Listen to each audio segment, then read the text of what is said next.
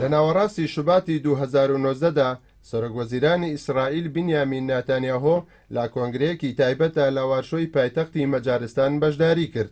ناوبراو لە پەنای وەزیری دەرەوەی یەمەن خالید یەمانی، وەزیری دەرەوەی بەحرین خالید بن ئەحمەد ئالی خەلیفەدا جێگای بۆ دیاری کرابوو لە شوێنی حەوانەوەکەشی لەگەڵ وەزیری دەرەوەی عومان یوسف بن عەلەوی کۆبەوە. هەر لەو کۆبوونەوەیەدا کە بۆ پێکهێنانی بەرەیەک بوو لە دژی ئێران، وەزیری دەوڵەتی سعودی بۆ کاروباری دەرەوە عادل جوبێر و وەزیری دەرەوەی ئیمارات عەبدوڵڵا بن زاید و وەزیری دەرەوەی ئەردەن ئەیمەن سەدیفی و وەزیری دەرەوەی قەتەر محەممەد بن عەبدوڕەحمان ئالی سانی و وەزیری دەرەوەی کوێیت خالید جاروڵڵا بەشدار بوون. ساڵانێک پەیوەندی نێوان ئیسرائیل و وڵاتانی کەنداو بە نەهێنی ماوەتەوە، بەڵام لەو کۆنگرەیەدا بۆ یەکەم جار بە شێوەیەکی بربڵاو دەرکەوت. نووسینگەی ناتانیاهۆ بە بڵاوکردنەوەی ڤیدۆیەک لەو کۆنگرەیە ویستی ئەوە بە هەموو جیهان ڕابگەێنێت کە دەوڵەمەندترین وڵاتانی کەندە و هەوارەی ئیسرائیل قبوڵ دەکەن، باوەکو کێشەی فەڵەستینیش بە پێڕێکەوتنامەی ئۆسلۆ گەیشتۆتە بنبەست و لە سەردەمی ترامپ و ناتانیاهۆدا بە تەواوی پشتگوێ خراوە.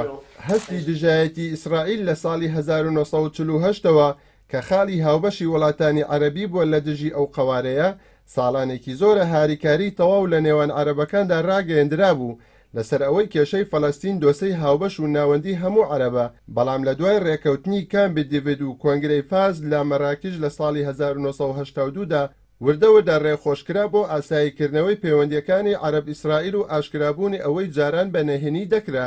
یۆئێل جۆنسکی لە پەیمانگای تۆژینەوەکانی ئاسایشی نەتەوەیی بە گاردیان دەڵێت ئاشکراکردنی ئەم پەیوەندیانە لەوانەیە لە پێناو ئەوەدا بێت کە شەقامی کەنداو لەوە ئاگدار بکرێتەوە بۆ ئەوەی لە داهاتوودا بە ئاسایی وەریگرن و بزانن کە ئیسرائیل دوژمنیان نییە.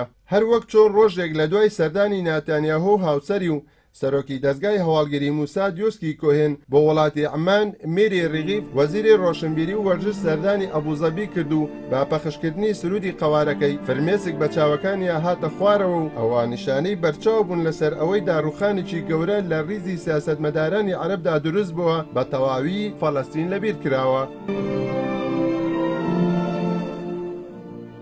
توێژەر و سیاسەتمەدار دان سینۆر دەڵێت بەرپرسێکی کەنداو ساڵێک لەمەوبەر پێی گوتم لە خۆرهەڵاتی ناوەڕاستدا ڕابردوو داهاتوو هەیە. ئێمە لە جیهانی عەرەبی سونەدا مەبەستی حکوومەتە عەرەبیەکانە بڕوامان وایە کە ئیسرائیل داهاتووە، بڕوامان وایە ئەو ڕێگەیەی ئیدارەی ئەمریکی لەسەری دەڕوات بە تایبەتی جارێت کوشنەر ئاساییکردنەوەی پلە بە پلەی نەرمە لە نێوان ئیسرائیل و حکوومەتە عەرەبیەکاندا.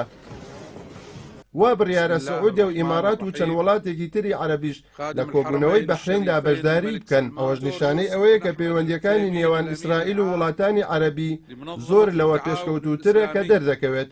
ئەوە تا لە کاتێکدا بە سەدان زانا و بانخواز و مافەروەری سعودی لە زیندانەکانی ئەو وڵاتەدا تون کراون و ناوبەناو هەواڵی لە سێدارەدانی هەندێکیان بڵاو دەکرێتەوە کەچی وا بڕیارە لە کانونی دووهەمی ساڵی 2020دا شاندێکی جوولەکە سەردانی سعودیە بکات. ئەو سەردانش بە بانگهێشتی سکرتێری گشتی ڕابطەی جیهانی ئیسلامی محەممەد عەبدولکەریم عیسا دەبێت و ماوەیەک لە وڵاتە دەمێنێتەوە. الهولوكوست سيزورون المملكة بدعوة من رابطة العالم الإسلامي وباستضافة من رابطة العالم الإسلامي.